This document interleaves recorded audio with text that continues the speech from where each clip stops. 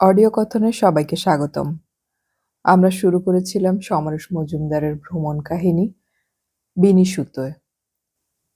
গল্পটি আমি মোট ৮টি পর্বে ভাগ করে পড়ছি। গল্পটির প্রথম ৬টি পর্ব আমি আগেই পড়েছি এবং আপলোড করেছি। আজকের পর্বের ডেসক্রিপশন বক্সে সেই পর্বগুলোর লিংক আমি দিয়ে দিচ্ছি। আজকে আমি পড়ব গল্পটির ৭ম পর্ব।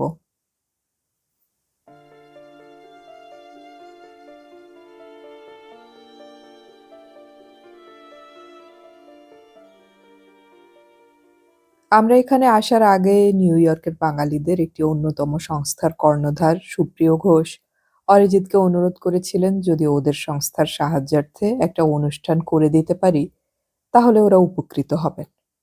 শুটিং আরম্ভ হয়ে গেলে কোনো দিকেই তাকানো যাবে না। মনোজদা এবং দীপঙ্কর এই আবেদনে সাড়া দিয়ে সাজানো বাগান নাটকটি সদলে করবে বলে ঠিক করেছিল। চরিত্র প্রচুর, তাই বিবেক যিশুকেও দরকার হলো। একদিনের রিহার্সাল, পরের দিন স্টেজ। আমরা এই ফাঁকে শুটিং স্পট দেখে বেড়াচ্ছি। কোনটা রমাপ্রসাদের পছন্দ হয়, কোনটা হয় না। ম্যানহাটনের অতি ব্যস্ত অঞ্চলটির বেশ কিছু জায়গায় সে কাজ করবে বলে ঠিক করলো। সেই সঙ্গে হাডসন নদীর ধারে স্ট্যাচু অফ লিবার্টিতে যাওয়ার পথে স্টিমারে ক্লোস্টারের কে মার্টে শুটিং হবে।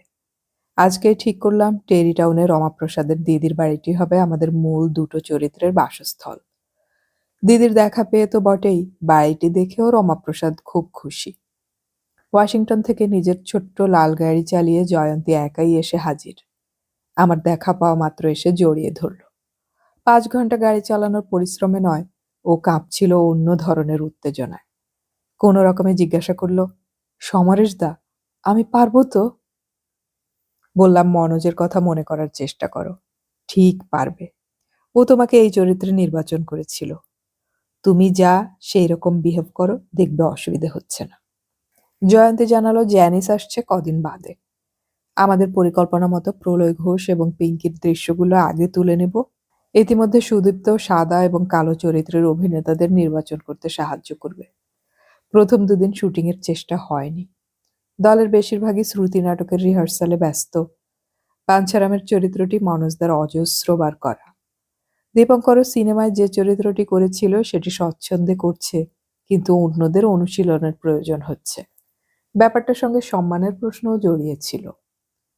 যে দর্শক দেখতে আসবেন তিনি একদিনের রিহার্সালের অজুহাত শুনতেই চাইবেন না। জানলাম টিকিট হচ্ছে $10 করে। ছুটির দিনে দুপুরবেলায় কুইন্সের একটা স্কুলের হলে অনুষ্ঠান। প্রায় ১০০ দর্শক যখন মুগ্ধ হয়ে মনোজদা দীপঙ্করদের অভিনয় দেখলেন, তখন আমি শেষ সারিতে বসে। ওদের সঙ্গে সমানে পাল্লা দিয়ে গেল অনভ্যস্ত অরিজিৎ, রমাপ্রসাদ, শকুন্তলারা। এমনকি বিবেক এবং যিশুকেও অভিনেতা বলেই মনে হচ্ছিল। অনুষ্ঠানের পর এক ভোজসভায় ওরা আমাদের দক্ষিণা বাবদ $500 দিতে এসেছিলেন, কিন্তু আমরা সবিনয়ে সেটা ওদের তহবিলেই ফিরিয়ে দিলাম। রাত্রে সিদ্ধার্থর বাড়িতে না গিয়ে মোটেলে ফিরে এলাম সরাসরি। কামাল আর আমি অফিসে ঢুকলাম চাবি নিতে। গুজরাতি ভদ্রলোকটি বেশ হাসি খুশি। তাকে আমি সেই বিশেষ চ্যানেলটির কথা জিজ্ঞাসা করলাম। তিনি জানালেন, এই ব্যাপারে আমার কিছু করার নেই স্যার। এখানে সাধারণত ট্রাক ড্রাইভাররা রাত কাটাতে আসে। ওরা যদি ওই চ্যানেল টিভিতে না পায় তাহলে এই মোটেলে কেউ আসবে না। আর আমেরিকায় এটা বেআইনি নয়। না দেখতে চাইলেও অন্য চ্যানেল ঘোরান। কামাল তাকে এবার সেই মেয়েটির কথা জিজ্ঞাসা করল। ভদ্রলোক একটু গম্ভীর হলেন। স্যার, আপনারা ভারতবর্ষ থেকে আসছেন, আমার দেশের লোক। আপনার ছেলেদের শুধু একটা কথাই মনে করিয়ে দেবেন, এসব মেয়েদের অর্ধেকের এইডস হওয়ার সম্ভাবনা থাকে। ওরা যেন ভারতবর্ষে এইডস ক্যারি করে না যান।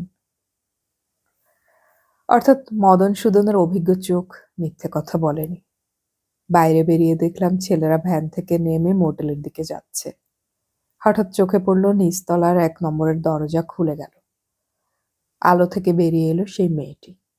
সেই একই পোশাক, জুতোর শব্দ তুলে ছেলেদের পাশ কাটিয়ে সচেতন উদাসীন হয়ে হেঁটে আসতে আসতে মুচকি হাসল বিবেকের দিকে তাকিয়ে। হাই। বিবেক থতমত হয়ে দাঁড়িয়ে পড়ে জানান দিল, হাই। মেয়েটির শরীর দুমড়ে বলল, সরি, আজ আমার এক বন্ধু এসেছে টেক্সাস থেকে। কাল বিকেলে কি করছো? আমরা ডিনার করতে পারি? ওকে। সে চলে গেল অফিসের দিকে। দলের সবাই দেখলাম বিবেকের সৌভাগ্যে ঈর্ষান্বিত। ওপরে উঠে এসে বিবেক আমায় বলল, কি স্মার্ট মেয়ে দেখলেন? আমি তাকে একটু আগে শোনা গুজরাটি ভদ্রলোকের উপদেশ শোনালাম। সঙ্গে সঙ্গে ওর হাসি নিভে গেল। সর্বনাশ! দেখলাম দলের সবাই এবার এইডস নিয়ে শোনা নানান কাহিনী আলোচনা শুরু করলো। বুঝলাম কাজ হয়েছে। আমি তাড়া দিলাম সবাইকে বিছানায় যাওয়ার জন্য। আগামীকাল 12টায় আমাদের প্রথম দিনের শুটিং শুরু হবে টেরি টাউনে। অরিজিৎ আমাদের আগে এখানে পৌঁছে ম্যানহাটনের একটি কোম্পানির সঙ্গে কথা বলে রেখেছিল, যাতে শুটিংয়ের দিন সকালে আমরা প্রয়োজনীয় আলো, রিফ্লেক্টর ইত্যাদি পেতে পারি। এগুলো সাধারণত সাপ্তাহিক ভাড়ায় দেওয়া হয়।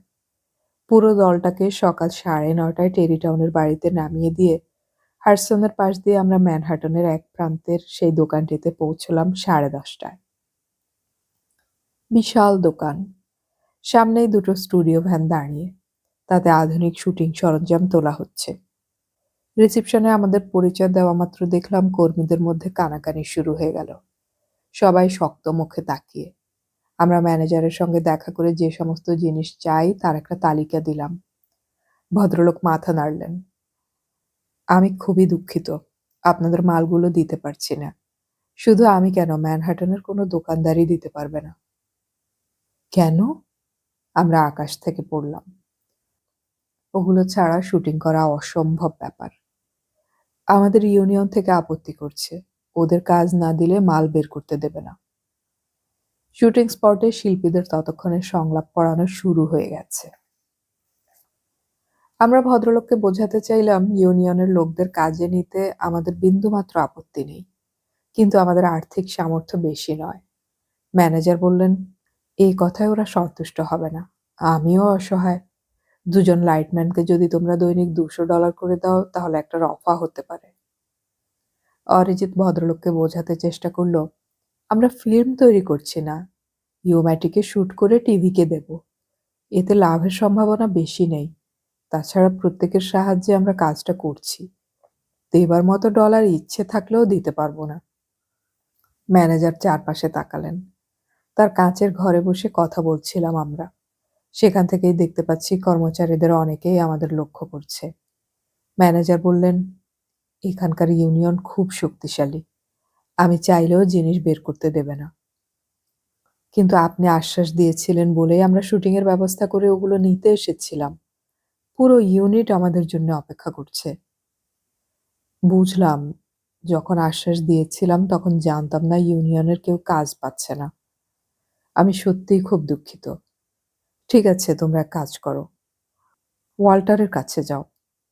বৃদ্ধ একেবারে নিচু গলায় উপদেশ দিলেন। ওয়াল্টারকে? জার্সি সিটির 311 ওয়াশিংটন স্ট্রিটে ফিল্ম ট্র্যাক্স নামের একটা বড় শুটিং সরঞ্জামের কোম্পানি আছে। ওয়াল্টার চাওমো হলো তার ম্যানেজার। লোকটা রাশিয়ান এবং কিছুটা বেপরোয়া। হাডসনের ওপারে বলে নিউ ইয়র্কের ইউনিয়নগুলোর দাপট ওখানে কম। আমি ওকে ফোন করে দিচ্ছি, তোমরা চলে যাও। অগত্যা ম্যানেজারের ঘর থেকে বেরিয়ে এলাম। মুখের ওপর না হলেও কিছু বিদ্রূপ শুনতে হলো রাস্তায় নামার আগে। সেখান থেকে হাডসন অতিক্রম করলাম সুড়ঙ্গ দিয়ে। আমাদের মাথায় কিছুই ঢুকছিল না। কলকাতায় টিভির জন্য শুটিং করলে চলচ্চিত্রের সঙ্গে সংশ্লিষ্ট ইউনিয়নগুলো কোনো বাধা দেয় না। এখানে তেমনটা হলে কাজ না করে ফিরে যেতে হবে আমাদের। এদের দুজন লোককে 8 ঘন্টার দৈনিক চুক্তিতে নিলে না খেয়ে থাকতে হবে।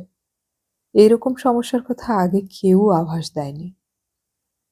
ফিল্ম ট্র্যাক্স একটি বিশাল গুদামঘর। সদ্য শুটিং করে আসা ভ্যান থেকে জিনিসপত্র নামাচ্ছিল কয়েকজন। তাদের একজনকে এশিয়ান বলে মনে হলো। এগিয়ে গিয়ে আলাপ করলে জানতে পারলাম লোকটার বাড়ি এলাহাবাদে। ভাসতে ভাসতে এখানে এসে পৌঁছেছে। আমাদের সমস্যা শুনে সে উপদেশ দিল, তোমরা সবাইকে বলবে হোম ভিডিও করবে। ওয়াল্টারকে অবশ্য সব কথা খুলে বলো, ও ইউনিয়নের সঙ্গে লড়াই করতে পারে। ওই তো ওয়াল্টার মাল নামাচ্ছে। অত বড় একটি সংস্থার ম্যানেজার শ্রমিকদের সঙ্গে হাত মিলিয়ে কাজ করছেন, এমন অভিজ্ঞতা সত্যিই অভিনব। এলাহাবাদের ছেলেটি তাকে ডেকে দিতেই হাত ঝাড়তে ঝাড়তে এগিয়ে এলেন ওয়াল্টার। তার শরীর বিশাল, কিন্তু মুখটি হাসিতে ভরা। হ্যালো, ভারত থেকে এসেছো? একটু আগে বব ফোনে বলল তোমাদের কথা। কি জিনিস চাই বলো? অরিজিৎ তাকে তালিকাটি দিতেই তিনি মাথা নাড়লেন। সব পেয়ে যাবে। তোমরা অফিস ঘরে গিয়ে বসো, আমি আসছি।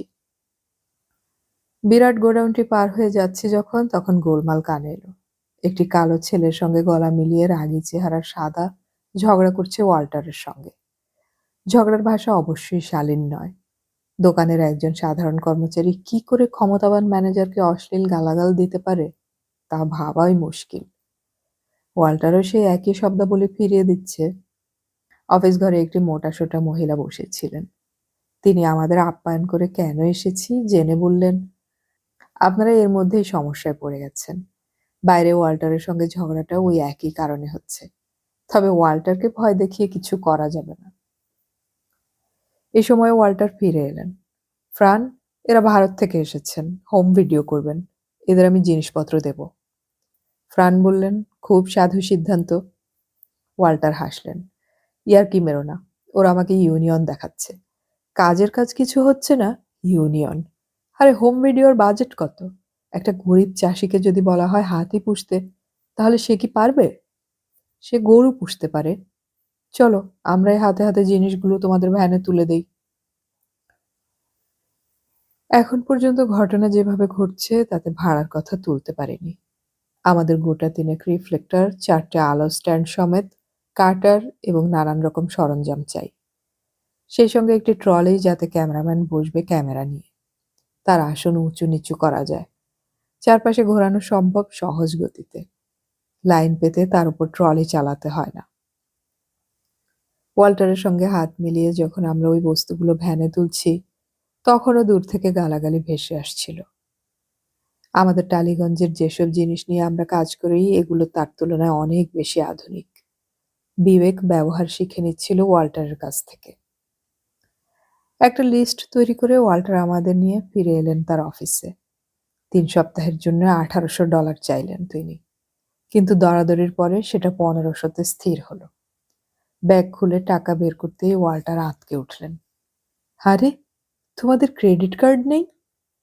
অরিজিৎ বলল, না, আমরা তো ভারতীয়, এখানে কদিনের জন্যই কেবল এসেছি। মাই গড, তোমাদের কেউ বলেনি আমেরিকায় ব্যবসায়ীরা নগদ টাকায় বিশ্বাস করে না? যে যত ধার নেবার যোগ্য সে তত মূল্যবান লোক।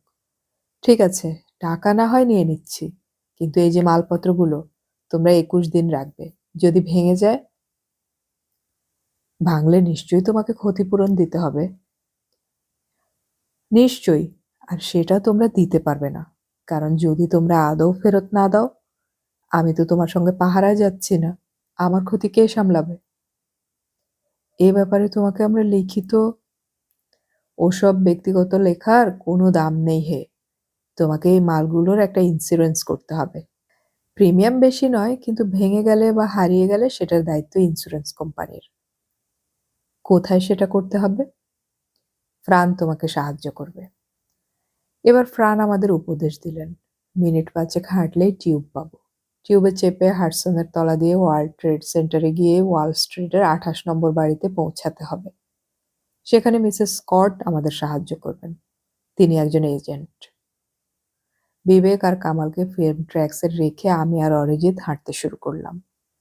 মনে মনে জানছি একটু দেরি হবে, কিন্তু শেষ পর্যন্ত শুটিং আটকাবে না। আজকের আবহাওয়াও বেশ সুন্দর।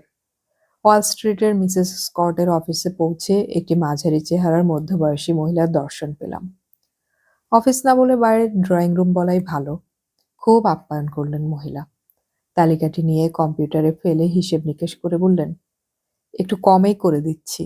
21 দিনের জন্য মাত্র 1000 দিতে হবে আপনাদের। 1000? আমাদের মুখ থেকে কথা সরছিল না। এত ডলার প্রিমিয়াম দিয়ে কভারেজ নিতে হবে? আমরা অনুরোধ করতে লাগলাম যাতে অঙ্কটা কমানো যায়। ভদ্রমহিলা কিছুতেই রাজি নন, কিন্তু তার মুখ থেকে হাসি নিভছিল না। এত বিনয়ী অথচ কঠোর ব্যবসায়ী আমি খুব কম দেখেছি। যেন আপনার মেয়েকে খুব পছন্দ হয়েছে, আমার পুত্রবধূ করে নিয়ে যাবই। নগদ 1 পয়সাও চাই না, শুধু ওই 50 ভরি সোনার 1 রত্তি কম দিতে চাইবেন না। শেষ পর্যন্ত হয়তো দিয়েই দিতাম। ঘড়িতে তখন 2:30 বাজে। এখনই কাগজপত্র নিয়ে ওয়াল্টারের কাছে পৌঁছে সই সাবুত করে শুটিং স্পটে ফিরলে দিনের আলো পাবো কিনা সন্দেহ। এই সময় একটা টেলিফোন এলো। মিসেস স্কট বললেন, ফ্রান কথা বলতে চাইছে তোমাদের সঙ্গে। অরিজিৎ টেলিফোন ধরল। হ্যালো। হ্যাঁ। না, এখনো হয়নি। ১,০০০। ও, কি নাম বললে? দাঁড়াও, লিখে নেই। অরিজিৎকে কিছু লিখতে দেখলাম। তারপর ধন্যবাদ জানিয়ে রিসিভার নামিয়ে বলল, মিসেস স্কট, আমাদের পক্ষে অঙ্কটা বেশি হয়ে যাচ্ছে। যদি প্রয়োজন হয় পরে আপনার সঙ্গে যোগাযোগ করব। লক্ষ্য করেছিলাম আমরা পৌঁছানোর আগেই মিসেস স্কট আমাদের জন্য একটা ফাইল তৈরি করে ফেলেছিলেন। এত দ্রুত কাজ কলকাতায় হয় না। বাইরে বেরিয়ে এসে অরিজিৎ বলল, তাড়াতাড়ি ছোট, ম্যাডিসন স্কয়ারে যেতে হবে।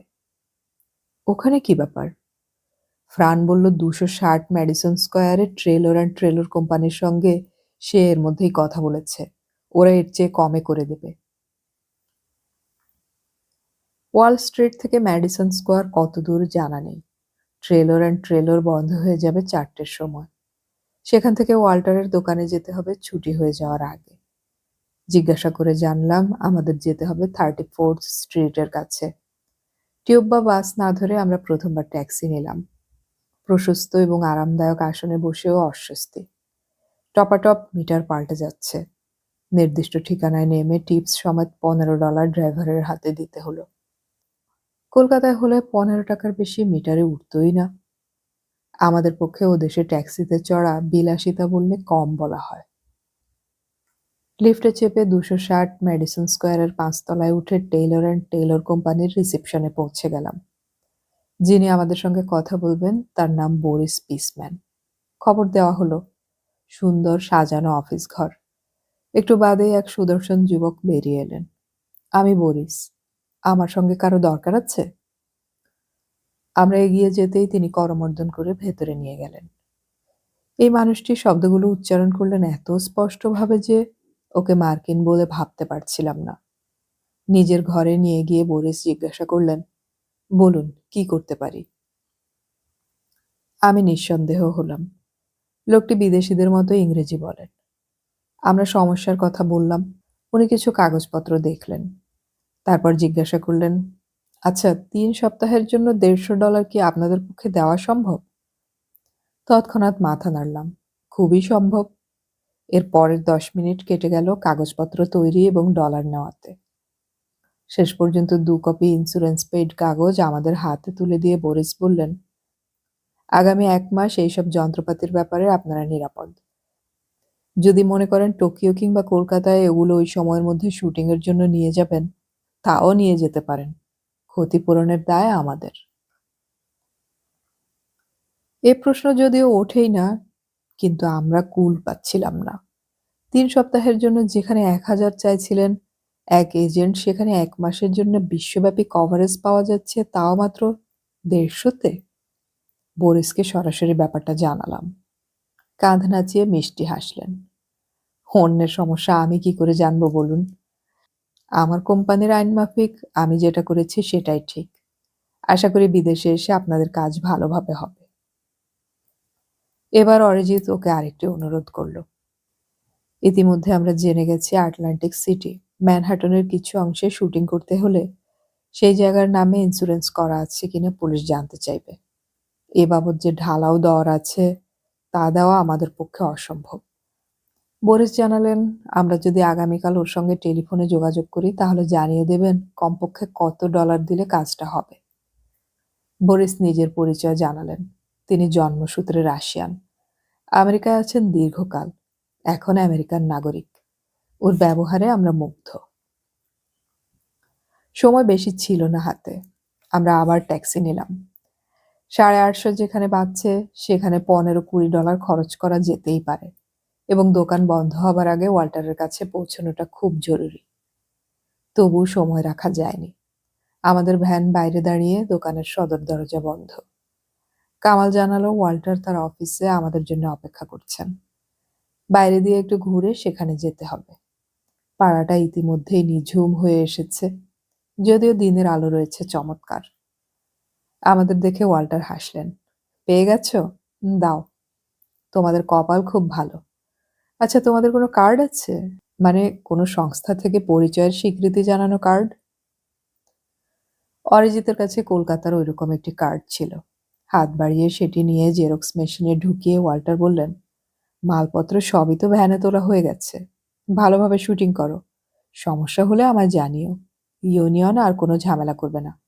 ব্যাটাদের খুব ধমকেছি। হঠাৎ ফ্রান্স জিজ্ঞাসা করলেন, আচ্ছা, সকাল থেকে তো তোমরা উত্তেজিত হয়ে ঘুরছো, কিছু খাওয়া দাওয়া হয়েছে কি? চট করে ভদ্রমহিলাকে দেখে নিলাম। মোটাসোটা এই মহিলাই বরিসের সন্ধান দিয়েছেন আমাদের। বললাম, একদিনের খাওয়ার চেয়ে হাজার গুণ জরুরি ছিল এই কাজটা। কিন্তু ম্যাডাম, তুমি বললে বলে মনে হচ্ছে আমরা বিদেশেই নেই। ফ্রান তখনই উদ্যোগ নিচ্ছিল আমাদের কফি খাওয়াতে। বিনীতভাবে তাকে থামালাম। আমাদের এখনই টেরিটাউনে ফিরতে হবে।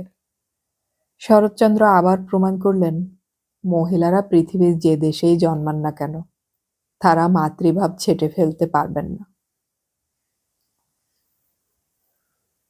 তখন সূর্যদেব মাটি থেকে আলো তুলে নিয়ে গাছের মাথায় বাড়ির দেয়ালে রেখেছেন সামান্য সময়ের জন্যে।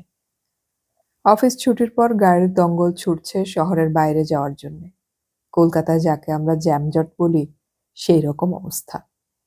একটাই পার্থক্য, গাড়িগুলো শামুকের গতিতে এগোচ্ছে। তাড়াহুড়ো করেও কামাল কোনো কাজের কাজ করতে পারছিল না। কিন্তু তার জেদ ছিল অন্ধকার নামার আগেই টেরিটাউনে পৌঁছাবে। দূরত্বটা যথেষ্ট যদিও। নিউ ইয়র্কের রাস্তায় পদে পদে পুলিশ, তাদের লাল চোখ সর্বত্র। একটু নিয়ম ভেঙেছ কি গিয়েছ? আমি গা এলিয়ে বসেছিলাম। আজ আর শুটিং করার কোনো সম্ভাবনা আছে বলে মনে হচ্ছে না। কিন্তু না হোক, মনে এখন চমৎকার শান্তি। শেষ পর্যন্ত এইসব সরঞ্জাম পেয়ে গেছি। ওয়াল্টার এবং বরিসের সঙ্গে যোগাযোগ হওয়াটা যখন কপালে ছিল, তখন একদিন নষ্ট হলেও শুটিং শেষ পর্যন্ত ভালোভাবেই শেষ হবে বলে দৃঢ় বিশ্বাস ছিল। হঠাৎ কামাল রাস্তা ছেড়ে একটা গলির মধ্যে ঢুকে পড়ল। তারপর সে যে কাণ্ডটা করলো তা আমরা কলকাতায় করে থাকি। বড় রাস্তার জ্যাম এড়াতে কলকাতায় সরু গলিগুলো অনেকখানি এগিয়ে দেয়। সে সেইভাবেই চলল। হয়তো রাস্তা একটু বাড়ল। দুবার পুলিশের লাল চোখ এড়ালো সে। তারপর আবার হাডসনের পাশের রাস্তায় পড়ে প্রায় উল্কার গতিতে ছুটল। এইসব রাস্তায় গাড়ির গতি নির্দিষ্ট করা আছে, কিন্তু কামাল তা মানছে না। তাকে সতর্ক করতেই বলল, আরে দাঁড়াও না, মামুরা টেরই পাবে না। হঠাৎ হঠাৎ সে গতি কমাচ্ছিল এবং আমরা তখনই পুলিশের দেখা পাচ্ছিলাম। নিউ ইয়র্ক শহরকে ভালো না জানলে কেউ এরকম লুকোচুরি খেলতে পারে না। শেষ পর্যন্ত আমরা যখন টেরি টাউনে পৌঁছালাম, তখন সূর্যদেব অদৃশ্য, কিন্তু টেরি টাউনে মায়াময় এক আলো ছড়ানো। জায়গাটা সামান্য পাহাড়ি ধরনের।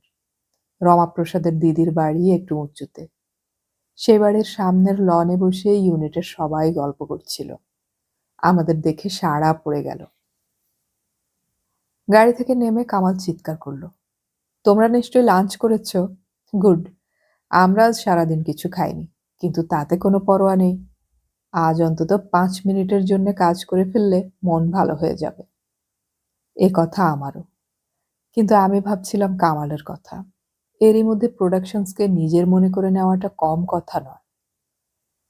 বিবেক এবং রমাপ্রসাদ আলোচনা করল, এই আলো বেশিক্ষণ থাকবে না। ঝুপ করে অন্ধকার নামার আগে একটা ছোট্ট দৃশ্য নেওয়া যেতে পারে। আলোর সরঞ্জাম এনেছি, কিন্তু এই বাড়ির ইলেকট্রিক কারেন্ট দিয়ে পরীক্ষার জন্য সময় নিতে হবে বলেই আজ ঘরের মধ্যে কাজ করতে চাইল না ওরা। শিল্পীদের 3 জনেরই মেকআপ নেওয়া ছিল। একবার রিহার্সালের পর সবাই প্রস্তুত হলো। দৃশ্যটি হলো, প্রলয় ঘোষ বাল্টিমোর থেকে স্ত্রীকে নিয়ে বেরিয়ে বাড়ি ফিরছে। প্রলয়ের বয়স 55, স্ত্রীর 45। নিজেদের বাড়ির লনের সামনের রাস্তায় গাড়ি দাঁড় করাতেই ওপরের ঘরের দরজা খুলে গেল। পিঙ্কি বেরিয়ে এসে তার মাকে হাত নাড়ল। মিসেস ঘোষ ততক্ষণ গাড়ি থেকে নেমেছেন। পিঙ্কি বাইরে বেরোবার পোশাকে তরতর করে নিচে নেমে আসছে। প্রলয় গম্ভীর গলায় প্রশ্ন করল, কোথায় যাচ্ছ? পিঙ্কি সঙ্গে সঙ্গে গম্ভীর হয়ে গেল। তিমি দেখতে। দৃশ্যটি শিল্পীদের দিয়ে এর আগেই রিহার্সাল করিয়ে রেখেছিল রমাপ্রসাদ। আগে প্রলয় এবং তার গাড়ি থামা এবং সেই অ্যাঙ্গেলের শটগুলো নেওয়া হবে। জয়ন্তী খুব উত্তেজিত। আমায় প্রণাম করে বলল, সমরেশদা, এত নার্ভাস লাগছে। বললাম, তুমি যা তাই করো, মনোজের মুখটা মনে আনো। ও চেয়েছিল তুমি পিঙ্কি করবে। তোমার বাবা এতদিন আমেরিকায় থেকেও মধ্যবিত্ত বাঙালির গোঁড়ামি আঁকড়ে আছেন। তুমি সেটাকে খুব অপছন্দ করো। এইটুকুই মনে রেখে সংলাপ বলবে। দীপঙ্কর এবং শকুন্তলার কোনো অসুবিধে হলো না। হাততালির শব্দ বাজল প্রথম শর্ট ওকে হওয়া মাত্র। দীপঙ্কর এগিয়ে এসে বলল, তাহলে আমেরিকাতেও শুটিং করছি? তোমরা আসছো না দেখে খুব ঘাবড়ে গিয়েছিলাম। কামালের টেলিফোন পেয়ে ব্যাপারটা জানতে পারলাম। যাক, আমি ঠিক আছি তো? কাঁচা পাকা চুলের দীপঙ্করকে বললাম, একদম ঠিক। আলো চলে যাওয়ার আগেই জয়ন্তীর দৃশ্য তোলা হলো। মেয়েটার ভাব ভঙ্গি চরিত্রের সঙ্গে চমৎকার মিলে যাচ্ছে। আমেরিকায় থাকার অভ্যেসটা খুব কাজে লেগে গেল ওর। বড় শিল্পীদের সঙ্গে অভিনয় করার সময় নতুনদের যে জড়তা আসে তা ওর ছিল না, কারণ দীপঙ্করদের প্রায় কোনো ছবিই সে দেখেনি ওয়াশিংটনে। এবার যখন ক্যামেরার জায়গা পরিবর্তন করে একসঙ্গে ওদের ধরল এবং দীপঙ্করের প্রশ্নের জবাবে জয়ন্তী যেভাবে বলল তিমি দেখতে, তখনই বুঝে গেলাম ওর সম্পর্কে আর কোনো ভয় নেই। মেয়েটি শেষ পর্যন্ত চমৎকার পাল্লা দিয়ে গিয়েছে। রমাপ্রসাদের দিদি ঠান্ডা প্রকৃতির মানুষ। প্রথম দিন থেকেই তার সাজানো বাড়ি আমরা লণ্ডভণ্ড করেছি, কিন্তু ওর মুখের হাসি নেবেনি। এই একই ব্যাপার দেখেছি সিদ্ধার্থর স্ত্রী বনানীর ব্যবহারেও। আগেরবার লোকেশন দেখতে আসার সময় বলেছিলেন, সমরেশদা, আপনারা কিন্তু আমার গেস্ট হয়ে থাকবেন। এতগুলো মানুষকে এক বাড়িতে রাখা অসম্ভব বলে মোটেল নিয়েছি, কিন্তু বনানী তার কথা থেকে সরেননি। এতগুলো মানুষ সারা দিন কাজের পর একটু ঝোল ভাত খেতে পাবে না তা কি হয়? আমি রান্না করে রাখবো, আপনারা কাজ শেষ করে এখানে খেয়ে তারপর মোটেলে ফিরবেন। মোটেলে থাকতে হচ্ছে আপনাদের, এটাই আমার লজ্জা। আমরা মেনে নিয়েছিলাম। সিদ্ধার্থ এবং বনানী তাদের সমস্ত প্রাইভেসি বিসর্জন দিয়ে আমাদের একটু আরামে থাকার জন্য যে পরিশ্রম করেছেন তা কলকাতায় বসে আমরা কখনোই করতাম না। ভদ্রমহিলা ভোর 5টায় উঠে চা বানাতেন। আমাদের ইউনিটের যারা ওই বাড়িতে ছিলেন তাদের ব্রেকফাস্টের ব্যবস্থা করে স্বামী মেয়েকে সামলে অফিসে যেতেন। অফিসে পৌঁছে 8 ঘন্টা অন্তর টেলিফোন করে জিজ্ঞাসা করতেন কারো কোনো অসুবিধে হচ্ছে কিনা। বিকেলে বাড়ি ফিরে রান্না শুরু করতেন পুরো ইউনিটের জন্য। কোনো দিনই রাত 12টার আগে নিজের ঘরে ঢুকতে পারেননি। অবশ্য আমাদের ইউনিটের শঙ্কর তাকে সাহায্য করত। ওখানকার রান্নাঘরের আধুনিক ব্যবস্থায় শঙ্কর যেভাবে অভ্যস্ত হয়ে পড়ল তা দেখে যিশু ঠাট্টা করে বলতো, নিয়ে এলেন ভারত থেকে প্রোডাকশন ম্যানেজার, আমেরিকা তাকে রাঁধুনি বানিয়ে দিল। ঠিকই, কিন্তু শঙ্করের ওই ভূমিকা ছাড়া ইউনিটকে সচল রাখা মুশকিল হতো। টেরিটাউন থেকে সিদ্ধার্থর বাড়িতে ফিরে এসে সবাই উৎসবের মেজাজে ছিল। ইতিমধ্যে যিশু কিশোর জেনে গেছে ক্লোস্টারের কোথায় কি পাওয়া যায়। কেমার্সে ঢুকে স্বচ্ছন্দে জিনিস কিনে আনছে তারা। সিদ্ধার্থর স্বভাব হলো সবাইকে আপ্যায়ন করা। ডিনারের আগে পানীয় বিতরণ তার মধ্যে একটি। নিষেধ করলেও শুনতো না। তাই সেখানে পৌঁছানোর মিনিট 10-এর মধ্যেই ডিনার প্যাক করে শঙ্কর ভ্যানে তুলে দিত। কামাল সেই সময় বসে থাকতো টেলিফোন নিয়ে। বনানীর অনুরোধে আজ খাওয়া দাওয়া ওর বাড়িতেই হলো। দীপঙ্কর পানীয় কিনে আনালো সিদ্ধার্থর নিষেধ সত্ত্বেও। মনোজদা কখনোই মদ স্পর্শ করেননি আগে। সবার অনুরোধে এক গ্লাস সামনে নিয়ে বললেন, আচ্ছা, এটা কি বিদেশি? দীপঙ্কর অন্যমনস্ক হয়ে বলল, হ্যাঁ, এটা স্কচ। তাহলে এখানেও বিদেশি? আমেরিকায় এসে আমেরিকান জিনিস খাওয়া উচিত। সিদ্ধার্থ বললেন, খেতে পারবেন না? খুব কড়া। তবে মশাই, অদ্ভুত লোক তো আপনি। এতদিন এখানে আছি কখনোই মনে হয়নি স্কচ বিদেশি। মনোজদা হাসলেন, হ্যাঁ, আপনার মনে পাপ নেই তাই মনে হয়নি। মনোজদা যখন চুমুক দিচ্ছিলেন তখন সেটা দেখার মতো দৃশ্য ছিল। বেশ কয়েক বছর আগে সমরেশ বসু, সুনীল দাস, শীর্ষেন্দুদা, বুদ্ধদেব গুহ, সঞ্জীব এবং আমি ভুটানের কাছে এক চা বাগানে গিয়েছিলাম। সমরেশদার জন্মদিন বলে মধ্যরাত্রে শ্যাম্পেনের ব্যবস্থা করেছিলেন নাড়ু রায়। মনোজদাও দলে ছিলেন এবং সমরেশদার অনুরোধ সত্ত্বেও তাকে পান করানো যায়নি।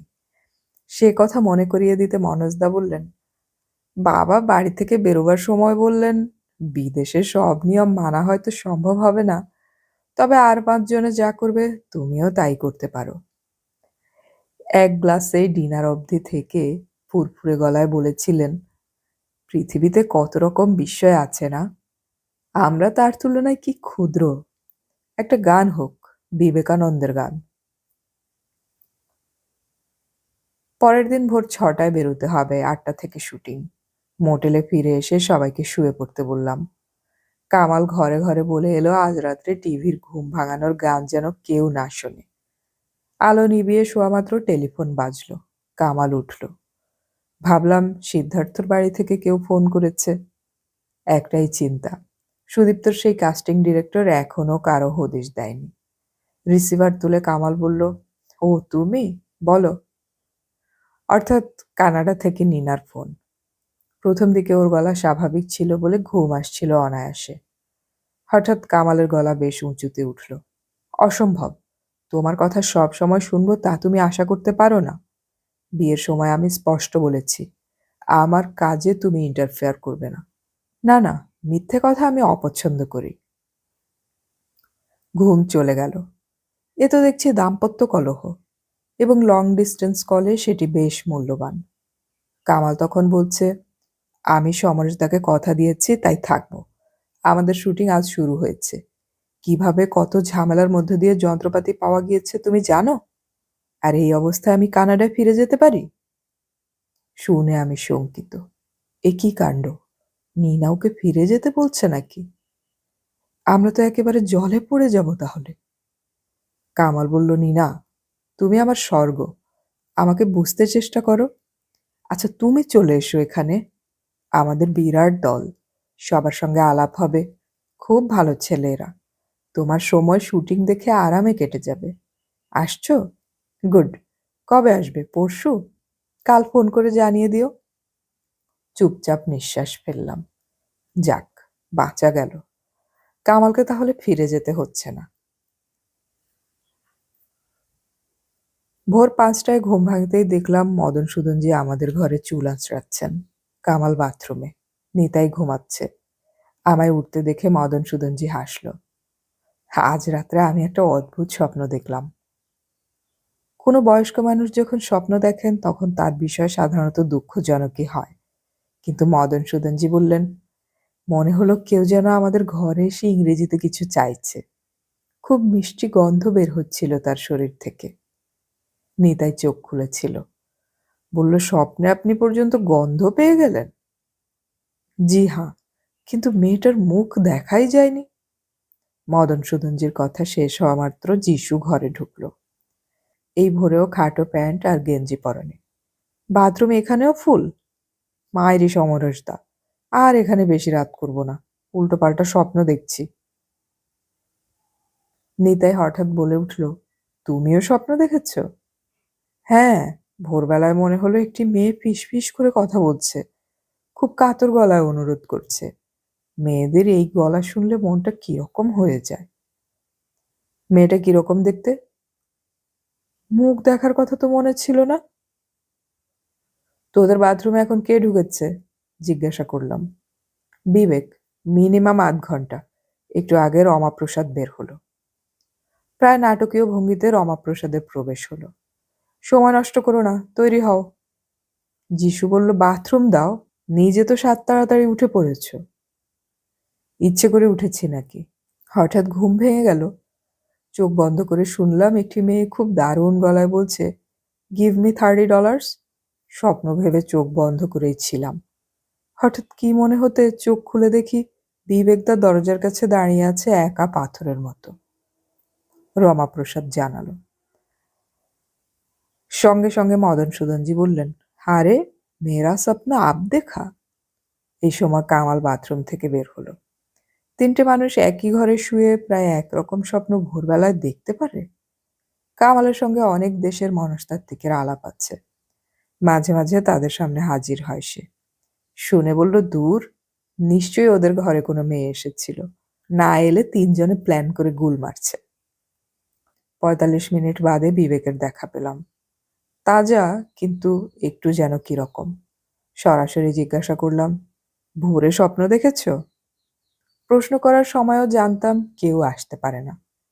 এদের সঙ্গে এমন কোনো নারীর ঘনিষ্ঠতার সুযোগ হয়নি যে ভোররাত্রে মোটেলের ঘরে আসবে। কিন্তু কিন্তু করা বিবেক বলল, স্বপ্ন নয়, বাস্তব, কঠিন বাস্তব। আমার $20 হাওয়া হয়ে গেল। কিরকম বোকার মতো নোটটা দিয়ে দিলাম। ইস, হাত কামড়াচ্ছি এখন। আমরা নড়ে চড়ে বসলাম। বিবেক জানালো দরজা ধাক্কানোর শব্দে তার ঘুম ভাঙে। বাকি 3জন তখনও গভীর ঘুমে। বাইরে থেকে কেউ কিছু বলছে শুনে দরজা খোলে সে। সঙ্গে সঙ্গে নিচের সেই মেয়েটি হুড়মুড়িয়ে ভেতরে চলে এসে বলে, help me please, help me. তার মা নাকি প্রচণ্ড অসুস্থ, দেখতে যেতে হবে। বিবেক যদি এখনই $100 ধার দেয় তাহলে সন্ধেবেলায় সে অবশ্যই ধার শোধ করে দেবে। মেয়েটি এমন কাতর হয়ে উঠেছিল যে বিবেক তাকে একটি $20 নোট দেয়। পাওয়া মাত্রই মেয়েটি ঘর থেকে বেরিয়ে যায়। ব্যাপারটা এত দ্রুত ঘটে যে বিবেকের চিন্তা করার সময়ই ছিল না। মেয়েটি বলে গেছে আজ সন্ধেবেলায় অবশ্যই সে ডলার শোধ করার জন্য অপেক্ষা করবে। বাকি 3জনের স্বপ্ন দেখার রহস্য এখন পরিষ্কার হলো। শুটিংয়ে বেরোবার সময় আমরা ম্যানেজারকে এ ব্যাপারে নালিশ জানিয়ে গেলাম। টেরিটাউনের রমাপ্রসাদের দিদির বাড়ির সামনে ক্যামেরা বসিয়ে যখন দিনের প্রথম শটটি নেওয়া হচ্ছে, তখন হঠাৎ পাশের বাড়িতে বার্গলার অ্যালার্ম বেজে উঠল। টানা পাড়া চমকে দেওয়া কুঁই কুঁই শব্দ। রমাপ্রসাদের দিদি চিৎকার করে বললেন, তাড়াতাড়ি ভেতরে চলে আসুন, এখনই পুলিশ আসবে। ব্যাপারটা ঠিক বুঝে ওঠার আগেই রমাপ্রসাদের দিদি আবার অনুরোধ করলেন রিফ্লেক্টর ক্যামেরা সরিয়ে ফেলতে। একটানা অ্যালার্ম তখনও বেজে যাচ্ছিল, অদ্ভুত অস্বস্তিকর শব্দ। এবং তারপরেই মাথায় ঘূর্ণি আলো জেলে পুলিশের 2টো গাড়িকে এদিকে ছুটে আসতে দেখলাম। লালু কিশোররা ততক্ষণে রাস্তা থেকে আমাদের শুটিংয়ের সরঞ্জাম সরিয়েছে। পুলিশের গাড়ি দুটো সামনের বাড়ির দরজায় থামল। 2জন পুলিশ অফিসার আমেরিকান ছবির কায়দায় গাড়ি থেকে নেমে যেদিক থেকে অ্যালার্মের আওয়াজ ভেসে আসছিল সেদিকে এগিয়ে গেলেন। এই সময় রমাপ্রসাদের জামাইবাবু বেরিয়ে এলেন বাড়ির ভেতর থেকে। পেশায় ডাক্তার এই ভদ্রলোকের সঙ্গে এখনো আমাদের আলাপ জমার সুযোগ হয়নি। তিনি ইংরেজিতে বললেন, আরে, আপনারা কাজ বন্ধ করে রেখেছেন কেন? ও অনর্থক ভয় পেয়ে আপনাদের সতর্ক করেছে। আপনারা যতক্ষণ অন্যায় না করছেন ততক্ষণ ভয়ের কোনো কারণ নেই। এই সময় অ্যালার্ম বন্ধ হলো। পুলিশ অফিসাররা এই বাড়ি থেকে বেরিয়ে এলেন, চারপাশে তাকালেন। একজন এগিয়ে এলেন আমাদের দিকে। কি হচ্ছে এখানে? ডাক্তারবাবু জবাব দিলেন, এরা শুটিং করছেন। কি হয়েছিল, চোর টোর এসেছিল? কাঁধ ঝাঁকালেন অফিসার। না, একটা জানালা হঠাৎ খুলে গিয়েছিল। তা শুটিংটা কিসের? কার বাড়ি এটা? বাড়িটা আমার। শুটিং একটা হোম ভিডিওর। Home video? তার জন্য এত সরঞ্জাম? এরা সঠিক ছবি চান। আবার কাঁধ নাচালেন ভদ্রলোক। তারপর নিজের গাড়িতে ফিরে গেলেন। 2টো গাড়ি নেমে যেতেই আমাদের স্বস্তি ফিরে এলো। কাজ আরম্ভ হলো। শুধু দীপঙ্কর বলল, কলকাতায় এমন অ্যালার্ম বাজলে পাড়ার ছেলেরা ছুটে আসবে, পুলিশের দেখা পাওয়া যাবে না। মনোজদা বললেন, সল্টলেক অবশ্য কলকাতার মধ্যে পড়ে না। মানে? সেখানে তথাকথিত পাড়ার ছেলে নেই, পুলিশও নেই। জেলা 24 পরগনা তো। ব্যাপারটা দেখে চোখ জুড়িয়ে গেল। শুটিংয়ের মধ্যে ডুবে গেল সবাই। কাজ নেই আমার আর কামালের। এই তল্লাটে থাকলে কথাও বলা যাবে না। সাইলেন্স প্লিজের ধমকে মাঝে মাঝে পাড়া কাঁপাচ্ছে রমাপ্রসাদ। ভয় হচ্ছিল তাতে না পুলিশ এসে হাজির হয়। টেরিটাউনে শুটিং করতে ইন্স্যুরেন্স লাগে কিনা খোঁজ করিনি।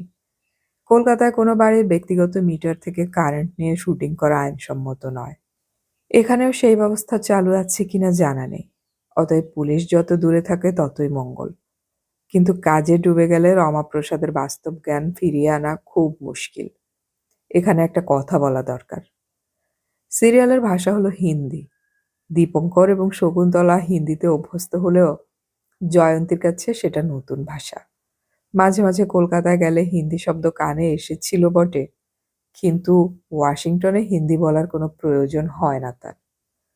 মদনসূদন যে তাকে যত হিন্দি বলা অভ্যাস করান না কেন, সে গোলমালের মধ্যে পড়ে যাচ্ছে ক্যামেরার সামনে এসে।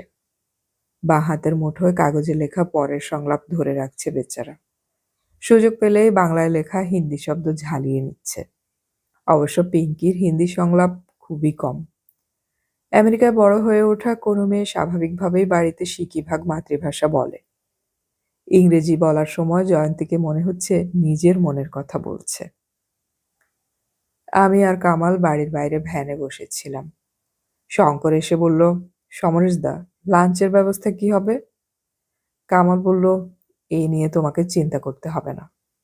শঙ্কর রেগে গেল, এতদিন এটাই আমি করেছি। কামাল বলল, যাও বাজার থেকে খাবার কিনে নিয়ে এসো। বাজারটা কোথায়? মাইল 2 দূরে। কিসে যাব? সেই জন্যই তো বললাম ফিরে যাও ভেতরে, ওদের চা কফি দাও। শঙ্কর একটু ক্ষুণ্ণ হলেও কিছু না বলে ফিরে গেল। যে ছেলে কলকাতায় শুটিং হলে আমাদের চিন্তা করতে দেয় না, সে এখানে কি অসহায়। ভ্যান চালিয়ে কামাল আমাকে নিয়ে চলে এলো জমজমাট এলাকায়। এসে জিজ্ঞাসা করলো, ফ্রাইড রাইস আর মুরগি ভাজা লাঞ্চ হিসেবে কেমন হবে? দারুণ, কিন্তু আমার বাজেট মাথা পিছু $3.5। দেখা যাক। কামাল একটা চীনে দোকানে ঢুকলো। বেশ বড় দোকান। একটা চীনে তরুণী কাউন্টারে দাঁড়িয়ে। কামাল তাকে অর্ডার দিতে সে জানালো মিনিট 15-র মধ্যে ডেলিভারি দিতে পারবে। এরপরে কামালের সঙ্গে তার শুরু হলো দর কষাকষি। যেভাবে নিউ মার্কেটে মেয়েরা ব্যাগের দাম কমান, কামাল ঠিক সেই ফর্মুলায় বিতর্ক চালালো। এখন পর্যন্ত কলকাতার কোনো রেস্টুরেন্টে আমি কাউকে দরাদরি করতে শুনিনি। মেয়েটি বলেছিল প্রতি প্লেট $5 পড়বে। কামাল প্লেটের সংখ্যা এবং অনেকগুলো দিনের প্রয়োজনের কথা বলে তাকে শেষ পর্যন্ত $3 নামালো। মেয়েটি অম্লান বদনে জানালো সে ক্যাশ মেমো দিতে পারবে না। কামাল বলল সেটা গোল্লায় যাক। আমেরিকায় ব্যবসায়ীরা সবাই সৎ, তা আমি নিশ্চয়ই বলবো না। এক নিউ ইয়র্ক শহরের বিভিন্ন অংশে একই জিনিসের বিভিন্ন রকম দাম আমি দেখেছি, কিন্তু এগুলো নিত্য প্রয়োজনীয় জিনিস নয়। আলু, রুটি বা দুধের দাম কোথাও কম বেশি নেই, কিন্তু ক্যাশ মেমো ছাড়া জিনিস কম দামে দেবার ব্যবস্থা চালু আছে দেখে অবাক হলাম। পুলিশ যদি জানতে পারে তাহলে আমাদেরও ধরবে। কামাল আমাকে আশ্বস্ত করলো, যেহেতু খাবারের দোকান তাই স্টকের হিসেব নেই। তাছাড়া চীনারা খুব দুঃসাহসী, এদের সঙ্গে খোদ আমেরিকানদেরও তুলনা করা ঠিক নয়। সিদ্ধার্থর বাড়ি থেকে খাবার তুলে এনে রাত্রে যখন মোটেলে যে যার ঘরের ভেতর ঢুকছি, তখন সাইরেন বাজিয়ে পুলিশের গাড়ি এলো। 1-2 করে গোটা 5 দোতলার বারান্দায় দাঁড়িয়ে দৃশ্যটা দেখছিলাম আমরা। কিছুক্ষণ বাদে পুলিশরা কয়েকটা ঘর সার্চ করে গাড়ি দিকে ফিরে যাচ্ছিল। তাদের একজনের মুঠো সেই সুন্দরী মেয়েটির কবজি ধরা। মেয়েটি একটুও বাধা দিচ্ছে না। তাকে তুলে নিয়ে পুলিশরা চলে গেলে গুজরাটি ম্যানেজারকে এদিকে আসতে দেখলাম। 1 নম্বর ঘরের দরজায় তালা দিয়ে সে আমাদের দিকে তাকিয়ে হাসল। নেমে এলাম নিচে। কি ব্যাপার? ওকে ধরে নিয়ে গেল। কেন? বেশ্যাবৃত্তি করার অভিযোগে। এর আগে ধরেনি? প্রায় ধরে, দিন 10 থাকে আবার ফিরেও আসে। ম্যানেজার বলল, তবে আজ ওর সঙ্গে কাউকে পায়নি বলে কালই ছাড়া পাবে। এরকম মেয়েকে মোটেলে রেখেছেন কেন? কিচ্ছু করার নেই, ও সারা মাসের ভাড়া দেয়। এখানে থাকুক আর জেলে থাকুক, একেবারে পার্মানেন্ট বোর্ডার। যতদিন জেলে থাকে ততদিন আমাদের কোনো ঝামেলা নেই। যখন এখানে থাকে তখন খদ্দের বাড়ে। কিন্তু আপনারা কি অন্যায়কে প্রশ্রয় দিচ্ছেন না? গুজরাটি ভদ্রলোক হাসলেন। কোনটা ন্যায় আর কোনটা অন্যায় আজও বুঝলাম না। আমার হোটেলে ঘর ভাড়া নিয়ে এর বউ ওর স্বামীর সঙ্গে সারাদিন থাকছে, সেটা অন্যায় নয়। এদের মধ্যে বেশিরভাগ ভারতীয় আর বাংলাদেশি। তাহলে এই মেয়েটা তো পেটের জন্য করছে, কিন্তু ওর সঙ্গে কারো কখনো ঝামেলা হয়নি। ওকে তাড়াবার মতো কোনো অজুহাত আমি পাইনি। আপনি মেয়েটিকে আমাদের এক সহকর্মীর $20 কথা বলেছিলেন? বলেছিলাম। ও অস্বীকার করল। বলল ওর মা মারা গিয়েছেন 4 বছর আগে। মায়ের নাম করে সে ধার করতে যাবে কেন? মেয়েটা মিথ্যেবাদী, ও ডলার নিয়েছে।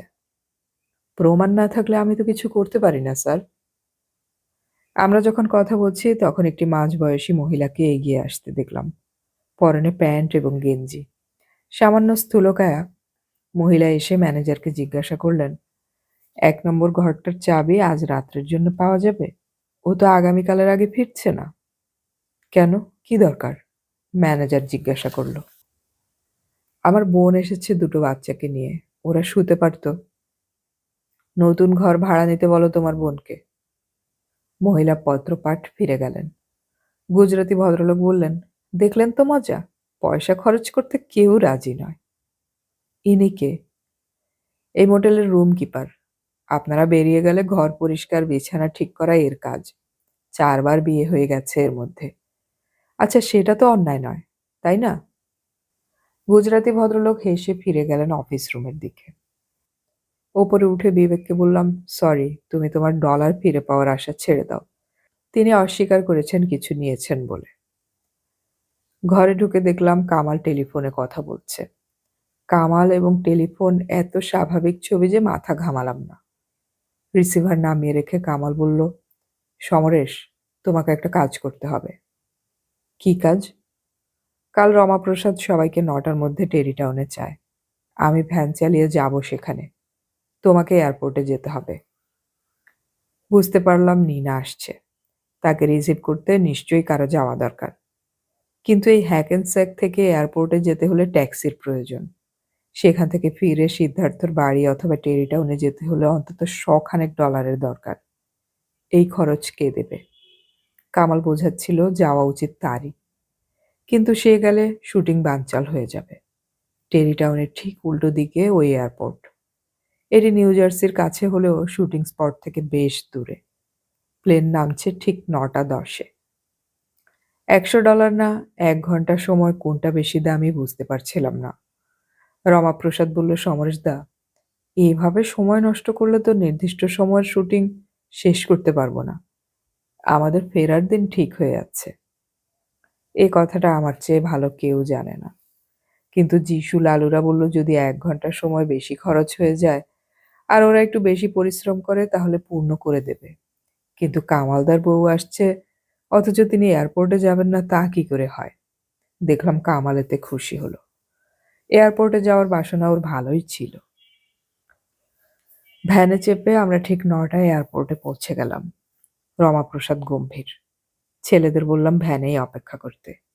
কেনেডি এয়ারপোর্টের সঙ্গে এটির কোনো তুলনাই চলে না। দমদম আর বাগডোগরার মধ্যে যে পার্থক্য তাই চোখে পড়ল। ভেতরে গিয়ে জানলাম ভ্যাঙ্কুভারের ফ্লাইট ০.৫ ঘন্টা দেরিতে আসছে। কামাল বলল, আমি খুব দুঃখিত, আমার জন্য শুটিংয়ের দেরি হয়ে যাচ্ছে। বলতে হলো, ঠিক আছে, একদিনই তো। কামাল বলল, আসলে নীনা কোনোদিন নিউ ইয়র্কে আসেনি তো একটু নার্ভাস হবেই। এখানে অবশ্য আমাদের অনেক পরিচিত বাড়ি আছে যারা নীনাকে দেখতে চায়। ও তাদের সঙ্গে চমৎকার থাকতে পারবে। ভ্যাঙ্কুভারের প্লেন এলো। যাত্রীদের দেখতে পেলাম, কিন্তু নীনা কোথায়? হঠাৎ কামাল ছুটে গিয়ে যার সঙ্গে হাত মেলালো তাকে দেখে আমি স্তব্ধ। ঢাকায় বা কলকাতায় আমি একটি স্নিগ্ধ বঙ্গললনাকে দেখেছিলাম। তার পোশাক এবং আচরণের চমৎকার রুচি ছিল। কামালের সামনে দাঁড়িয়ে যে কথা বলছে তার পরনে কালো স্কার্ট, ওপরে লাল ফুল হাতা সোয়েটার, মাথার চুল মুড়িয়ে কাটা, শ্যামলা ২ টো পা বেশ সরু। নীনা আমার সামনে এসে বলল, কেমন আছেন? ভালো। আপনি? খুব খারাপ। আপনার বন্ধু গেল না বলে আমাকে আসতে হলো। কাল সারা রাত ঘুমোতে পারিনি। অনেকটা পথ ড্রাইভ করে মেয়ে পৌঁছে দিয়েছিল এয়ারপোর্টে। বিশ্বাস করুন, আমি এখানে আসতেই চাইনি। নালিশের গলায় বলল নীনা। ঠিক আছে, এসেছেন ভালোই হয়েছে। ইউনিটের সঙ্গে হইচই করে থাকবেন। সুটকেস কোথায়? লাগেজ পেতে একটু দেরি হলো। দূরে দাঁড়িয়ে লক্ষ্য করছি কামালের সঙ্গে নীনার কথাবার্তা খুব বন্ধুত্বপূর্ণ হচ্ছে না। বাইরে বেরিয়ে নীনা বলল, আমাকে হোটেলে নিয়ে চলো, আমি টায়ার্ড, অনেকক্ষণ ঘুমোবো। কামাল আমার দিকে তাকালো।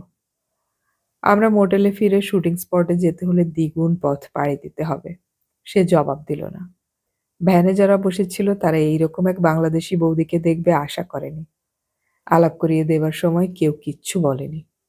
নিতাই কামালের পাশের আসন ছেড়ে দিল নীনার জন্যে। আমি ওর পেছনে।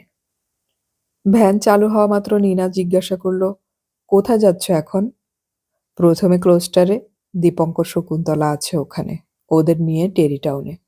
আজ শুটিংয়ের খুব দেরি হয়ে গেছে। আমার জন্য দেরি হলে এয়ারপোর্টে আসার কোনো দরকার ছিল না। কামাল চুপ করে গাড়ি চালাতে লাগলো। তোমার কাজটা কি এখানে? নীনা আবার জিজ্ঞাসা করলো। যে কয়দিন রমাপ্রসাদের দিদির বাড়িতে কাজ হবে সে কদিন সকালে ভ্যান চালিয়ে ইউনিটকে পৌঁছে দিতে হবে। আবার কাজ শেষ হলে ফিরিয়ে আনা। আবার কাজ শেষ হলে ফিরিয়ে আনা। তার মানে তুমি এদের ড্রাইভার? নীনা মুখ ফেরালো। কামাল গম্ভীর হয়ে গেল। সমরেশ আমার বন্ধু। তাহলে আমাকে নিয়ে এলে কেন? তুমি এইসবই করো। আশ্চর্য, এটা করতে আমি চুক্তিবদ্ধ। চুক্তি? নীনা গজগজ করল। আমাকে যখন বিয়ে করেছিলে তখন সেটা চুক্তি ছিল না? কোন দায়িত্বটা পালন করছো তুমি? আমি ভয় পাচ্ছিলাম। কামালের পক্ষে এসব কথা শুনতে শুনতে স্থির মনে গাড়ি চালানো সম্ভব নয়। ভদ্রমহিলার নিশ্চয়ই জ্বালা আছে, কিন্তু সেটা প্রকাশের সঠিক সময় এটা নয়। কিছুই শুনতে পাইনি এমনভাবে জিজ্ঞাসা করলাম, তারপর নীনা, ঢাকা থেকে ভ্যাঙ্কুভারে গিয়ে কেমন লাগছে? ভালো, এখানে মেয়েদের স্বাধীনতা আছে। আমি চাকরি করছি। আমার দিকে ফিরে নীনা বলল। আমার দিকে ফিরে বলল নীনা। টুকটাক কথা বলে আমি ওকে অন্যমনস্ক রাখতে চাইছিলাম। হঠাৎ বলল, সমরেশদা, আমি যদি একটু চুপ করে থাকি তাহলে কি কিছু মনে করবেন? আমার প্রচণ্ড মাথা ধরেছে। সিদ্ধার্থর বাড়িতে পৌঁছে দেখলাম আমরা অন্তত 2 ঘন্টা লেট। বনানী এবং সিদ্ধার্থ অফিসে। দীপঙ্কররা তৈরি। নীনা আমাকে জিজ্ঞাসা করল, টেলিফোন কোথায়? সেটা দেখিয়ে দিতেই নীনা রিসিভার তুলল। কামাল দৌড়ে এসে জিজ্ঞাসা করল, কাকে ফোন করছো? ওয়াশিংটনে আমার এক বান্ধবী আছে। ওকে বলছি এক্ষুনি এসে আমাকে নিয়ে যেতে। যথেষ্ট অপমানিত হয়েছি, আর নয়। কানেকশন পেয়ে গেল নীনা। হ্যালো, আমি নীনা, নিউ ইয়র্কে। হ্যাঁ হ্যাঁ, তুমি এখনই আমাকে এখান থেকে নিয়ে যেতে পারো? কেন? উফ, এই 3 দিন আমি কোথায় থাকবো? হো, বলার সময় মুখে যা আসে বলো, আর করার সময় অজুহাত দেখাও। ঝট করে রিসিভার রেখে দিল নীনা। আমরা প্রায় 2.5 ঘন্টা পরে টেরি টাউনে পৌঁছালাম। সবাইকে নামিয়ে দিয়ে কামাল আমাকে বলল, আমি নীনাকে এক বন্ধুর বাড়িতে পৌঁছে দিয়ে আসছি। সেদিন 4টের সময় রমাপ্রসাদ মাইলখানেক দূরে একটা পার্কে শুটিং করবে বলে ঠিক করেছিল। সেটা মনে করিয়ে দিলাম ওকে। ওরা চলে গেল। দীপঙ্কর আমাকে আলাদা ডেকে বলল, কামালের কেস তো খুবই খারাপ। যে করেই হোক সামলাও, নইলে শুটিংয়ের 12টা বাজবে। এ নিয়ে আলোচনা করে লাভ নেই। কিশোরের আন্তর্জাতিক ড্রাইভিং লাইসেন্স আছে। দীপঙ্কর এবং অরিজিতেরও তাই। কিন্তু কেউই ভ্যান চালাবার সাহস পাচ্ছে না। ড্রাইভার ভাড়া করার কথা আমি ভাবতেও পারছি না। এদিকে দিল্লি থেকে একটা জরুরি ফোন এসেছে। অবিলম্বে অরিজিৎ সেখানে যেতে হবে এয়ারফোর্সের কর্তাদের সঙ্গে কথা বলতে। সে চলে গেলে সমস্ত দায়িত্ব আমার কাঁধে। 4:30টার সময়ও কামাল ফিরল না। এর মধ্যে অবশ্য 2বার টেলিফোনে বলেছে নীনা কোথাও থাকতে চাইছে না। ইউনিটের সবাই বুঝে গেছে নীনা আসার পরেই কামালের আচরণ পাল্টেছে। একটাই অভিযোগ, এরকম হতে পারে জেনেও কামালদা কেন বৌদিকে নিয়ে এলেন। পার্কের শুটিং ফেলে রাখা যায় না। অগত্যা সিদ্ধার্থর গাড়ি দীপঙ্করের চালিয়ে নিয়ে যেতে হবে ঠিক হলো। এই সময় কামাল একাই ফিরে এলো, খুব গম্ভীর। জানালো নীনাকে সে সিদ্ধার্থর বাড়িতে রেখে এসেছে বলে দেরি হলো। নীনা সেখানে বিশ্রাম নিচ্ছে। আমরা একটু হালকা হলাম। এর পরের কদিন নীনা এবং কামালের মতবিরোধ শুধু তাদের মধ্যে সীমাবদ্ধ রইল না। নীনা যে কোনো সুযোগেই ইউনিটের অনেককেই কামালের বিরুদ্ধে অভিযোগ জানিয়েছে। সে ভুল করেছে, বিয়ে করে ডিভোর্স চায়। এমনকি বাংলাদেশেও ফিরে যেতে আপত্তি নেই। কারণ জিজ্ঞাসা করলে জানাতো কামাল তাকে সময় দেয় না, নিরাপত্তা দেয়নি। বিয়ে করে কানাডায় এনে ছেড়ে দিয়েছে। এমন বিয়ে সে চায়নি। এই ব্যাপারটা সবার উপরেই চাপ আনছিল। কামালের ওপর তো বটেই। অথচ কামাল যদি ওকে নিয়ে একটু আলাদা হতো, সঙ্গে সঙ্গে নীনার মুখের চেহারা আর 5টা সুখী মেয়েদের মতো পাল্টে যেত। স্বামী একটি বিশেষ কাজের সঙ্গে যুক্ত হয়েছে জেনেও এমন আচরণ করার কোনো যুক্তি আমি খুঁজে পাইনি। মাঝখান থেকে আমরা হাসি খুশি দিলদরিয়া কামালকে খিটখিটে হয়ে যেতে দেখলাম। রমাপ্রসাদ তাগাদা দিচ্ছিল স্থানীয় শিল্পীদের ব্যাপারে। টেরি টাউনের শুটিং স্পটে সুদীপ্ত একদিন জনকে নিয়ে এলো। লম্বা, ছিপছিপে, খুব ভদ্র চেহারার একটি কালো ছেলে। হার্লেমেই থাকে, কিন্তু ও চাকরি করে। অভিনয় করা ওর নেশা। জানালো সে কারাতে জানে এবং ধর্মে বৌদ্ধ। আমেরিকার কালো ছেলেদের অনেকেই মুসলমান হয়েছে, কিন্তু বৌদ্ধ হয়েছে বলে জানতাম না। রমাপ্রসাদের পছন্দ হলো ছেলেটিকে। বছর 25 বয়স। সম্মান দক্ষিণার ব্যাপারে কথা বলতে গেলে জানালো, সুদীপ্ত আমাকে সব বলেছে, এ নিয়ে পরে কথা বলা যাবে। দেখলাম সুদীপ্ত এবং জয়ন্তীর সঙ্গে কথা বলতে ও আরাম পেত। আমাদের ইংরেজিতে মার্কিন উচ্চারণ না থাকায় ও কান খাড়া করে থাকত। ওকে আপন করে নিতে আমাদের ছেলেদের বেশি সময় লাগেনি। প্রলয় ঘোষ ঘোরতর কালো বিদ্বেষী, যদিও ওর গায়ের রং সাদা নয়। জীবনের অর্ধেকের বেশি সময় ভারতবর্ষে কাটিয়ে আমেরিকায় এসে সাহেব হলেও ভেতরে ভেতরে পাতি বাঙালি বাবার অভ্যেসগুলো আঁকড়ে ধরে আছেন, কিন্তু মুখে প্রকাশ করছেন না। ওর মেয়ে পিঙ্কি যে এখানে বড় হয়েছে, সে বাবার এই আচরণ মেনে নিতে পারে না। প্রলয় যখন খড়গপুরে ছিলেন তখন তার বড় মেয়ে মাটির বয়স ছিল 15-16। সেই মাটি একটি ছেলের প্রেমে পড়ে সবার অলক্ষ্যে এবং গর্ভবতী হয়। জানতে পেরে প্রলয় তাকে প্রচণ্ড প্রহার করে বন্দি করে রাখেন। বস্তুত প্রহার করা ছাড়া অন্য কোনো রাস্তা তিনি জানতেন না। কুমারী মেয়ে গর্ভবতী হয়েছে এই খবর আত্মীয় প্রতিবেশীরা জানলে তিনি কি করে মুখ দেখাবেন, সেই ভাবনা তাকে পাগল করে তুলেছিল, এবং তারই প্রকাশ ঘটছিল প্রহারের মধ্য দিয়ে। পিঙ্কি তখন 4-5 বছরের। দিদি কেন মার খাচ্ছে সে বোঝেনি, কিন্তু দিদির কান্না আর বাবার রুদ্রমূর্তি মনে গেঁথে গিয়েছিল। সুযোগ পেয়ে মাটি পালিয়ে যায় এবং প্রলয় খোঁজ খবর করে এসে ঘোষণা করেন সে মারা গিয়েছে। পিঙ্কির মনে হয় দিদির মৃত্যুর জন্য বাবাই দায়ী। নিউ ইয়র্কে এত বছর থেকেও প্রলয় বলেন, পিঙ্কি, তুমি কোনো ভারতীয় ডাক্তার বা ইঞ্জিনিয়ারকে বিয়ে করতে পারো। সাদাদের সঙ্গে সম্পর্ক হলেও আপত্তি নেই, কিন্তু কখনোই কোনো কালোকে নয়। পিঙ্কির ঠোঁট মুচড়ে ওঠে, কিন্তু মুখে সে কিছু বলে না। হাডসন নদীতে হঠাৎ একটা তিমি ঢুকে পড়েছিল। হাডসনের জলে তিমিটি বাঁচবে না বলে ওকে আবার সমুদ্রে ফেরত পাঠানোর ব্যবস্থা হয়। পিঙ্কি তার সাদা বান্ধবী জ্যানিসের সঙ্গে হাডসন ধরে তিমি দেখতে গিয়েছিল। সেখানে 3টি সাদা ছেলে ওদের বিরক্ত করে, ওদের সঙ্গে যেতে বলে। তখন জন ওদের রক্ষা করে। সেই থেকে জনের সঙ্গে পিঙ্কির বন্ধুত্ব হয়। আজ যখন প্রলয় এবং তার স্ত্রী বাড়িতে নেই, তখন জন আচমকা পিঙ্কির সঙ্গে দেখা করতে আসে। পিঙ্কি খুশি হয়। ওরা যখন গল্প করছিল তখনই প্রলয় ফিরে আসে। মেয়ের সঙ্গে নিজের বাড়িতে একটা কালো ছেলেকে দেখে প্রলয় উন্মাদ হয়ে যান। মেয়েকে মারতে ছুটে যান তিনি। জন তাকে বাধা দেয়।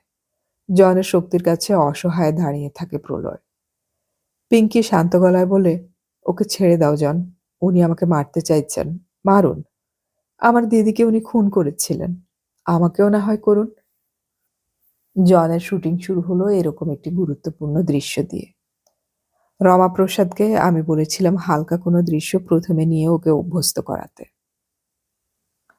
কিন্তু রমাপ্রসাদ যখন ওকে পুরো ব্যাপারটা বুঝিয়ে শুটিং শুরু করলো, তখন দেখলাম ছেলেটা দিব্যি আচরণ করছে, একটুও জড়তা নেই। ঘরের ভেতরে শুটিংয়ে নানান অসুবিধে ছিল। প্রথমত, লোকাভাব। যতগুলো লাইটম্যান থাকলে আলোর কাজ পাওয়া যায়, তা সবার হয়ে লালু এবং ভানু লড়ে যাচ্ছে। এই কারণেই বিবেকের খুঁতখুঁতানিটা যাচ্ছিল না। কোনো দৃশ্যই একবার নিয়ে সে খুশি হচ্ছিল না। দেখলাম জন ঠান্ডা মাথায় রমাপ্রসাদ এবং বিবেক যা চাইছে তা করে চলেছে বারংবার। বুঝলাম চরিত্রটি নিয়ে আর দুশ্চিন্তা নেই। টেরিটাউনের শুটিং শেষ হলো।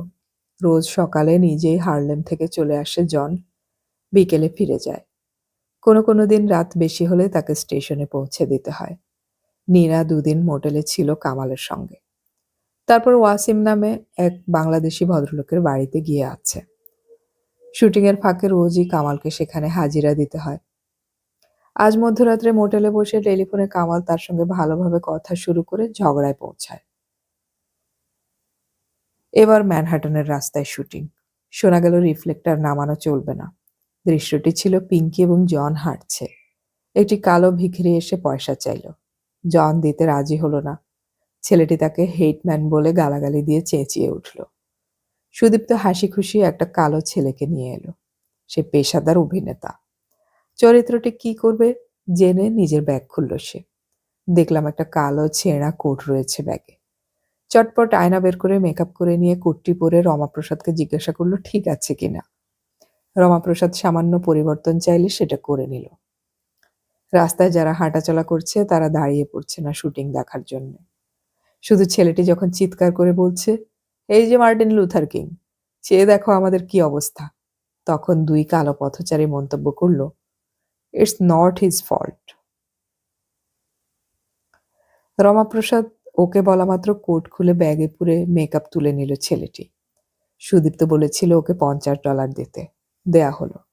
আবার যদি প্রয়োজন হয় তাহলে ওর সঙ্গে যোগাযোগ করা যেতে পারে জানিয়ে সে চলে গেল নিজের কাজে। সমস্ত ব্যাপারটাই আমাদের কাছে বিস্ময়ের। কলকাতার কোনো শিল্পী এমন আচরণের কথা ভাবতেই পারেন না। পেশাদার শব্দটার অর্থ ওরা পুরোপুরি মান্য করে। আমরা কোথাও বেশিক্ষণ কাজ করছিলাম না। সব সময় ভয় হচ্ছিল এই বুঝি পুলিশ এসে বাধা দেয়। সরকারি অনুমতিপত্র থাকলেও পুলিশের কথাই শেষ কথা। যেমন ইতিমধ্যে জানতে পেরেছি আটলান্টিক সিটিতে শুটিং করা যাবে না। ওই ক্যাসিনো টাউনে শুটিং করতে গেলে অন্তত $5,000 ইন্স্যুরেন্স প্রিমিয়াম দিতে হবে, যা আমাদের সামর্থ্যের বাইরে। অথচ আমাদের এই সিরিয়ালের প্রথম দৃশ্যেই দেখা যাবে প্রলয় তার স্ত্রীকে নিয়ে সমুদ্রের ধারে দাঁড়িয়ে। ছুটি কাটাতে একবেলার জন্য সেখানে এসেছেন ওরা। প্রলয় ক্যাসিনোর দিকে তাকিয়ে বললেন, চেয়ে দেখো, ওই হলো আমেরিকা। কোথাও কোনো দুঃখ নেই, ফুর্তি, আনন্দ আর জীবন এখানে। ভারতবর্ষে থাকলে ভাবতে পারতে এসব? সারা জীবন রান্নাঘরে কাটাতে হতো। তবু কেন যে এখনো দেশ দেশ বলে কাঁদো বুঝতেই পারি না। সমুদ্রের ধার এবং আমেরিকার আকাশচুম্বী বাড়ির প্রয়োজন দৃশ্যটির জন্য। কি করা যায় বুঝতেই পারছিলাম না। কামাল জানালো, আমরা যখন ওয়াশিংটনে শুটিং করতে যাব তখন পথেই পড়বে বাল্টিমোর নামের একটি জায়গা। সমুদ্র এবং বাড়িঘর পাওয়া যাবে সেখানে। তবু শুটিং করা যাবে কিনা তা সে জানে না। আজ নিনাকে ভাঙ্কুভারের প্লেনে তুলে দিয়ে বেশ মনমরা কামাল। দীপঙ্কর অদ্ভুত কথা বলেছিল। কোনো কোনো দম্পতি ঝগড়া না করলে নিজেদের প্রেম ব্যক্ত করতে পারে না। এরা সেই ধরনের নয় তো। এত কাণ্ডের পরেও কামাল বলছে নিনা তার স্বর্গ, বোঝো। আমি আর বুঝতে চাইনি। ঠিক হলো হাডসনের ধারে তিমি দেখতে গিয়ে পিঙ্কির সঙ্গে সাদা ছেলেদের এবং জনের আবির্ভাবের দৃশ্যটি আমরা ওয়াশিংটন থেকেই ফিরে এসে তুলব। সুদীপ্ত 3টে ছেলেকে ঠিক করে রাখলো।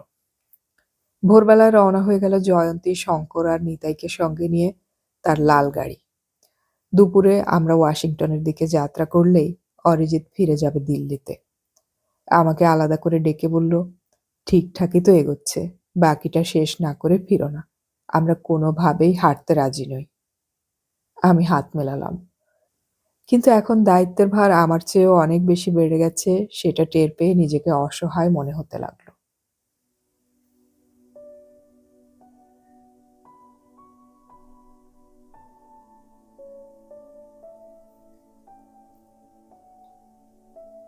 এতক্ষণ আমি পড়ে শোনালাম সমরেশ মজুমদারের লেখা ভ্রমণ কাহিনী বিনি সুতোয় এর 7ম পর্ব।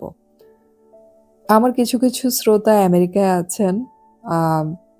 যারা আমেরিকায় আছেন তারা তখনকার আমেরিকা এবং এখনকার আমেরিকায় কি কি পার্থক্য দেখতে পাচ্ছেন নিশ্চয়ই বুঝতে পারছেন, এবং কমেন্টে সেসব শেয়ার করলে আমাদের ভালো লাগবে। আমার এখানে সবচেয়ে ভালো লেগেছে আজকের পর্বে যেটা, সেটা হচ্ছে সমরেশ মজুমদার, সমরেশ বসু, সুনীল গঙ্গোপাধ্যায়, শীর্ষেন্দু মুখোপাধ্যায়, বুদ্ধদেব গুহ, সঞ্জীব চট্টোপাধ্যায়, সবাই মানে একসাথে এরা বেড়াতে গিয়েছিল বা পিকনিকে গিয়েছিল, এরকম সুন্দর একটা তথ্য কিন্তু আমরা এখানে পেয়েছি। এই বিষয়গুলি কিন্তু আমাদেরকে খুব আলোড়িত করে যে এতগুলো লেখক, এত প্রিয় লেখকেরা সবাই একসাথে কোথাও গিয়েছে, সেই ভ্রমণটা কেমন ছিল শুনেই কেমন সবকিছু জানতে ইচ্ছে করছে। আশা করি আপনাদেরও এই বিষয়গুলো নিয়ে মনে বিভিন্ন প্রশ্ন জাগে বা মন আলোড়িত হয়। অডিও কথনে আমাদের গল্প পাঠ ভালো লাগলে চ্যানেলটি সাবস্ক্রাইব করে রাখুন এবং বন্ধুদেরকে শেয়ার করুন। এই গল্পটির শেষ পর্বও আমরা খুব শীঘ্রই আপলোড করার চেষ্টা করব, শোনার আমন্ত্রণ রইল।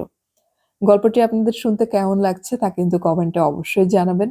কোনো গল্প পাঠের অনুরোধ থাকলে সেটাও কমেন্টে জানাতে পারেন। গল্প পড়ি, গল্প শুনি, বাংলা গল্প ছড়িয়ে পড়ুক সবখানে।